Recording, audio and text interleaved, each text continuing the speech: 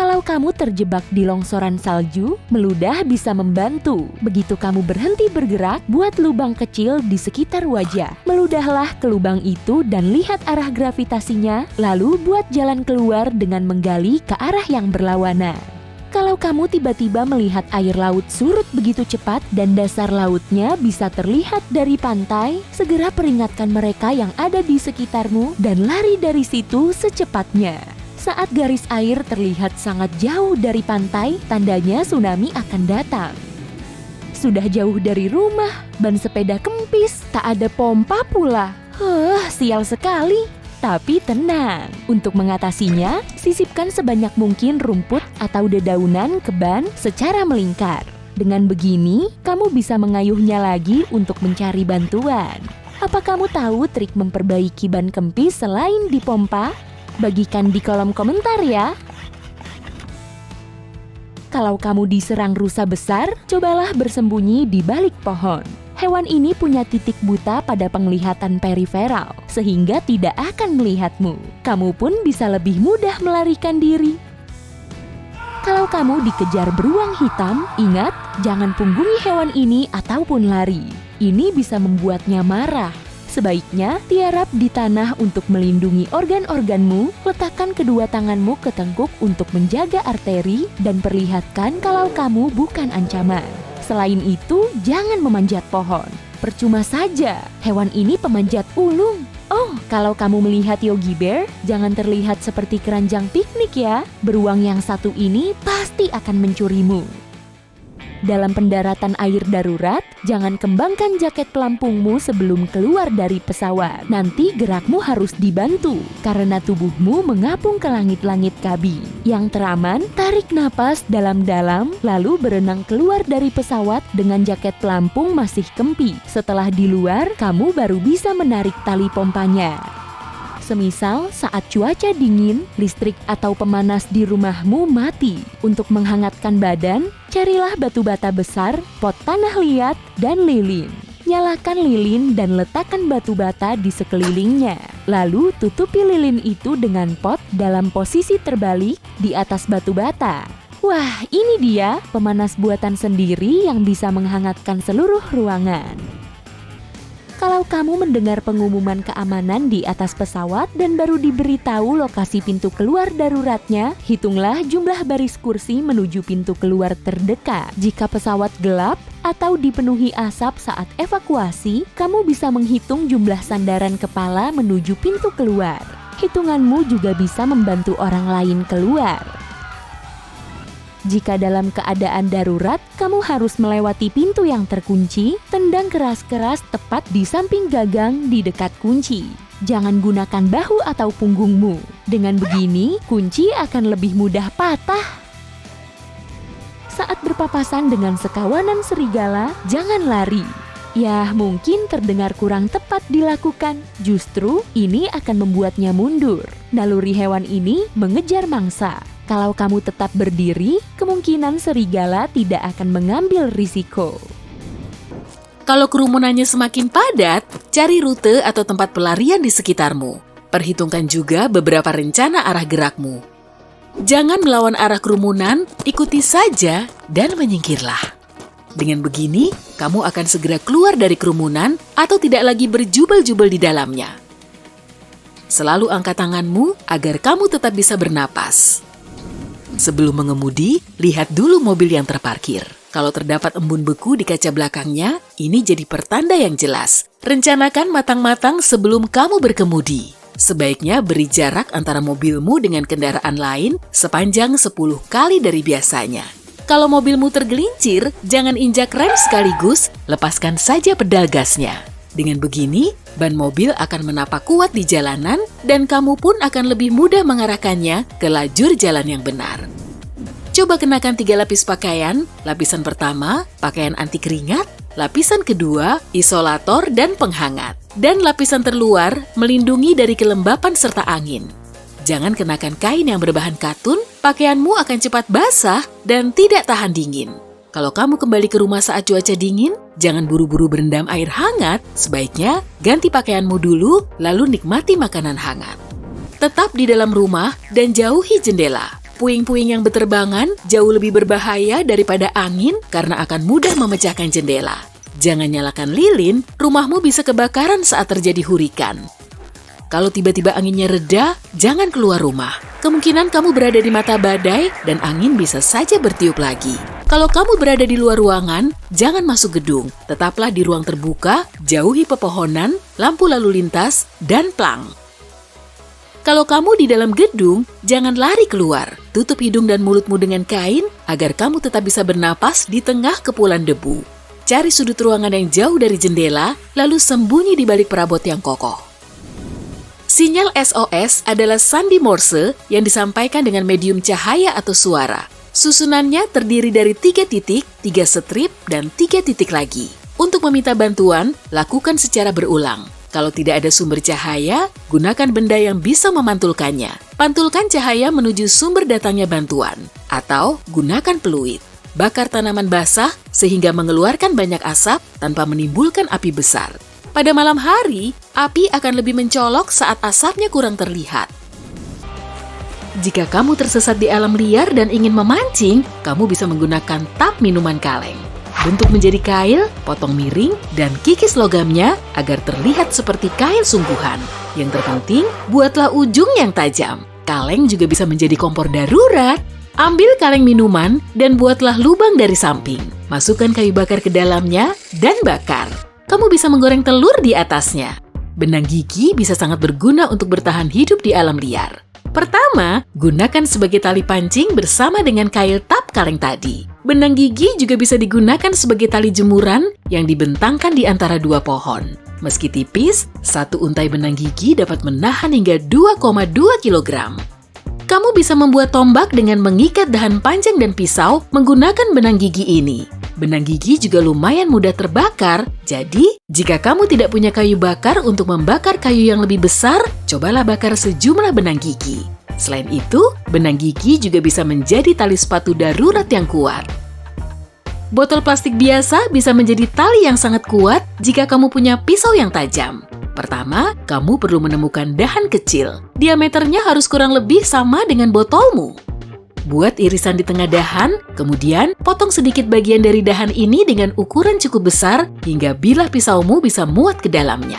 Potong leher atau bagian bawah botolmu dan buat potongan kecil di tepinya. Lebarnya tergantung lebar tali yang kamu inginkan. Taruh tepi botol di dalam celah tengah dan letakkan pisau di lekukan yang kamu buat dengan mata pisau mengarah ke celah. Mulailah tarik botolmu secara perlahan melewati celah ini, kamu akan melihat botolmu berputar. Saat berputar, pisaumu akan memotongnya menjadi tali. Kamu bisa memakainya untuk membangun gubuk karena bisa dipakai untuk mengikat dahan dan ranting dengan sangat baik.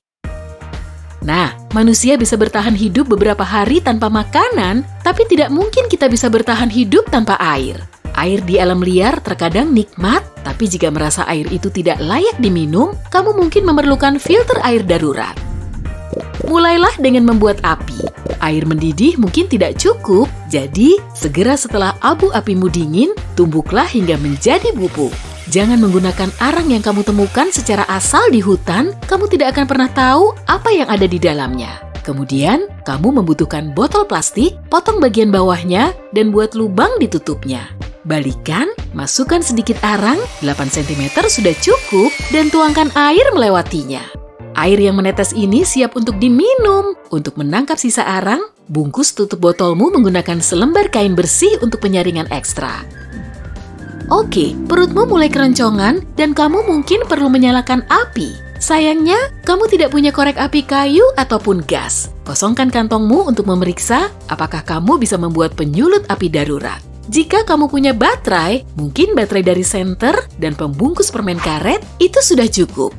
Kamu perlu memotong selembar tipis pembungkus foil, tapi cukup panjang untuk menghubungkan kedua ujung baterai. Bagian tengah lembaran ini harus lebih ramping daripada ujungnya.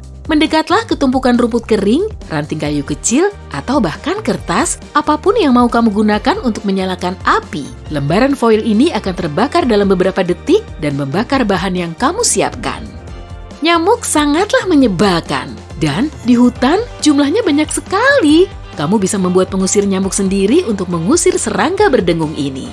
Yang kamu butuhkan hanyalah jeruk, lemon, atau buah sitrus lainnya yang mengandung minyak esensial.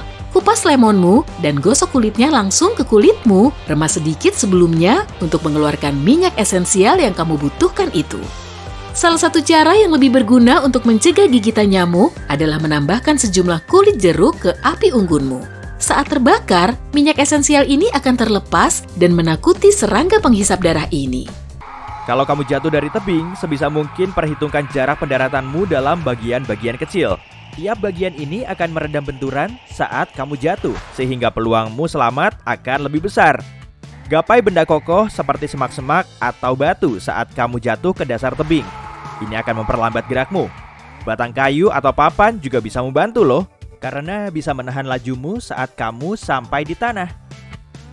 Kalau wajanmu terbakar, jangan bawa keluar atau memadamkan apinya dengan air, karena malah bisa memperparah situasi. Tutupi wajan dengan penutup logam. Dengan begitu, oksigen tidak bisa masuk. Lakukan dengan cepat, tapi tetaplah tenang. Ingat, jaga jarak antara tubuhmu dengan api ya. Diamkan wajan sampai dingin.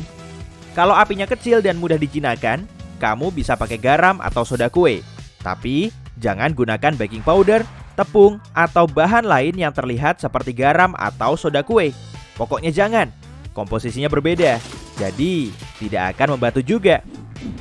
Saat berada di antara kerumunan orang yang sedang berlarian, kamu harus bisa menjaga jarak yang cukup longgar dengan sekitarmu. Angkat kedua tangan di dekat dada dan tekuk sikumu. Petinju sering menggunakan postur ini untuk melindungi organ vitalnya. Jangan memotong jalan. Berjalanlah searah dengan kerumunan dan perlahan menepilah. Tetap hati-hati ya, jangan halangi orang lain. Bisa-bisa kamu malah terjerembab. Kalau kamu bersama keluarga, panggul saja anakmu dan biarkan mereka yang kurang tahan banting berjalan di depan. Dengan begini, kamu akan bisa mengatur gerakan dan tidak akan kehilangan jejak. Kalau kamu diserang seseorang dari belakang, injak kakinya. Pakai kekuatan penuh ya biar mantap dan arahkan ke bagian atas punggung kaki.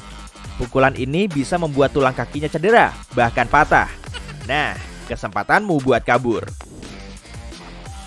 Kalau kamu terkunci di dalam bagasi mobil, coba beri sinyal SOS ke orang lain yang ada di luar. Begini caranya.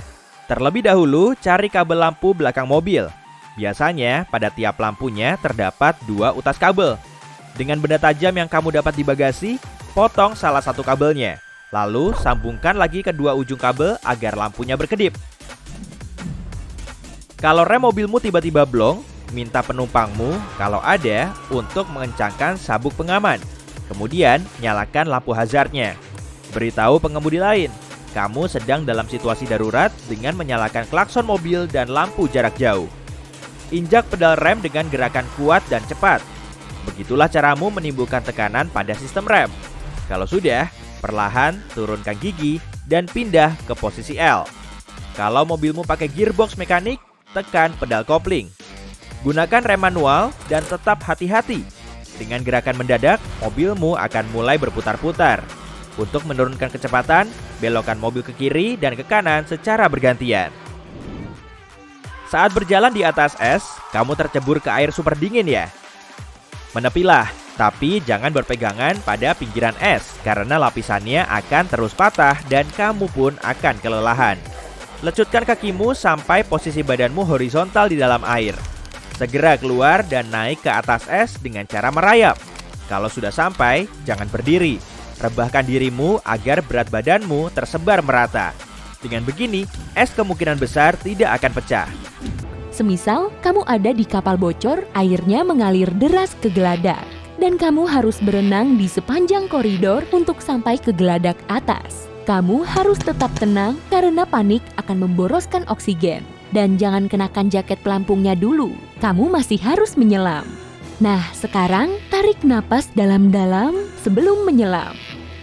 Ambil posisi santai, bernapas secara perlahan selama semenit, lalu tahan napas selama mungkin. Mulai bernapas lagi selama semenit, dan tahan lagi. Tarik napas sedalam mungkin. Ulangi 3 kali. Iya, aku tahu kapal ini mulai karam dan tidak ada cukup waktu. Tapi meluangkan beberapa menit ini bisa menyelamatkanmu juga. Kalau kamu masih gugup, lakukan selama 20 detik saja. Setelah paru-parumu siap, kamu pun bisa menyelam. Usahakan jangan menyelam terlalu dalam. Nanti kamu bisa kesulitan menahan napas. Tidak makan 2-3 jam sebelum berenang juga akan membantu. Pencernaan makanan membutuhkan oksigen. Iya, kamu memang tidak bisa memprediksi situasi seperti ini. Tapi cobalah kurangi porsi makanmu saat naik kapal. Ya, betul sekali. Sebanyak 8 kali prasmanan di atas kapal. Oke, kamu sudah sampai di geladak atas mengenakan jaket pelampung dan melompat ke air. Kamu mulai berenang menuju sekoci atau diam di air untuk menghemat energi sembari menunggu regu penyelamat. Tiba-tiba, kamu melihat daratan di kejauhan. Sepertinya tidak begitu jauh. Sebelum kamu berenang menepi, cobalah berpikir jernih. Bisa jadi itu cuma fata morgana. Ya, seperti yang di padang pasir itu. Pada cuaca cerah, pantai bisa terlihat sejauh 7 km dari laut, tapi bisa terlihat seolah-olah lebih dekat. Jangan coba-coba berenang menepi sendirian. Kemungkinan besar kamu tidak akan berhasil dan terhenti di tengah-tengah karena kelelahan. Terlebih lagi, regu penyelamat akan sulit menemukanmu. Jadi, kamu menunggu. Jaket pelampung modern punya lampu yang menyala secara otomatis saat kamu menceburkan diri ke air. Lampu ini membantu regu penyelamat menemukanmu. Kalau jaket pelampungmu tak berlampu, kamu harus berteriak dan melambaikan tangan saat kamu melihat mereka. Tapi mereka belum terlihat. Sekoci-sekoci sudah penuh, kapal sudah tenggelam total, dan kamu juga sangat kedinginan. Jangan panik, lihatlah ke sekitar dan cari orang lain yang juga berenang dengan jaket pelampung sepertimu. Mendekatlah dan rapatkan badanmu dengan mereka. Dengan begini, kamu akan tetap hangat dan menunggu pertolongan pun akan terasa lebih seru. Selain itu, orang yang berkerumun akan lebih mudah terlihat dari helikopter. Kamu sudah melakukan hal-hal yang diperlukan untuk menyelamatkan diri. Tinggal menunggu pertolongan saja. Helikopter pun tiba, lalu mengevakuasimu sejam kemudian. Kamu pulang dan ingin melakukan perjalanan dengan balon udara panas. Tapi ini lain lagi ceritanya. Oh iya, kalau kamu menunggu-nunggu adegan ikan hiu yang mencoba memangsamu saat kamu menunggu regu penyelamat, sudahlah, aku tak mau terlalu menguras pikiranmu. Apalagi makhluk bergigi gergaji itu terus berputar-putar menuju ke arahmu. Oke, mungkin untuk video lain saja. Hehe.